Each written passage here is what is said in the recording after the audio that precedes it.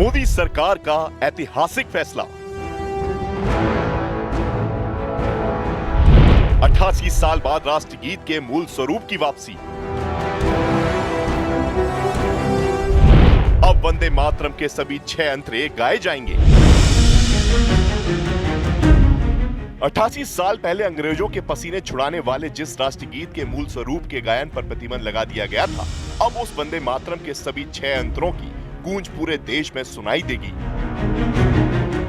पिछले साल केंद्र सरकार ने जिस तरह से वंदे मातरम की रचना के 150 साल पूरे होने पर संसद में 10 घंटे की चर्चा की, उसके बाद 26 जनवरी को संस्कृति मंत्रालय की झांकी में वंदे मातरम की गौरव गाथा दिखाई गई। उससे ये साफ नजर आने लगा था कि मोदी सरकार राष्ट्रगीत के मूल स्वरूप को लेकर बड़ा फैसला कर सकती है और 11 जनवरी को सरकार ने वो बड़ा फैसला ले भी लिया।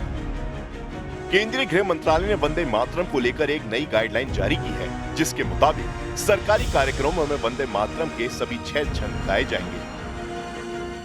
वंदे मातरम का 3 मिनट 10 सेकंड का पूरा संस्करण गाया जाएगा। सरकारी कार्यक्रमों में राष्ट्रगीत और राष्ट्रगान दोनों गाए जाएंगे। राष्ट्रगान जन गण मन से पहले राष्ट्रगीत वंदे मातरम गाया जाएगा। सभी स्कूलों में सुबह प्रार्थना में राष्ट्रगीत गाया जाएगा।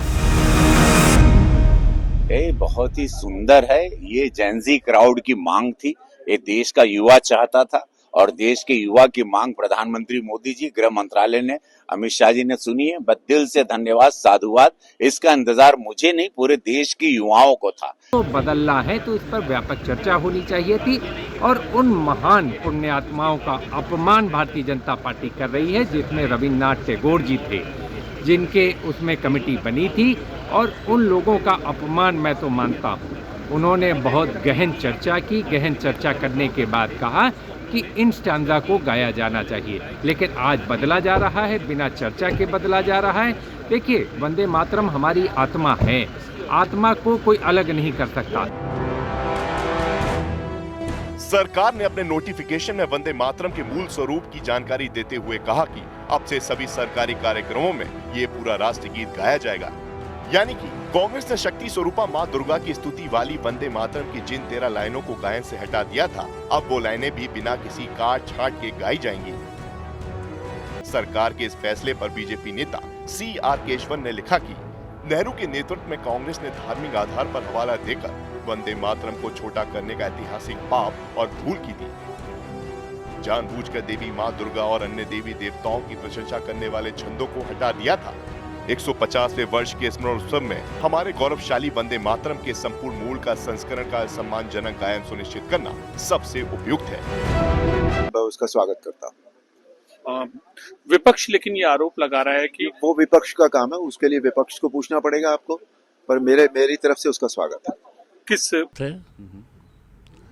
वंदे मातरम का स्वागत है और सरकार से मांग करता हूँ कि वंदे मातरम का जो पैगाम है, जो संदेश है, पूरे देशवासियों के लिए, आने वाली सरकारों के लिए, उसके अनुसार आचरण होना चाहिए।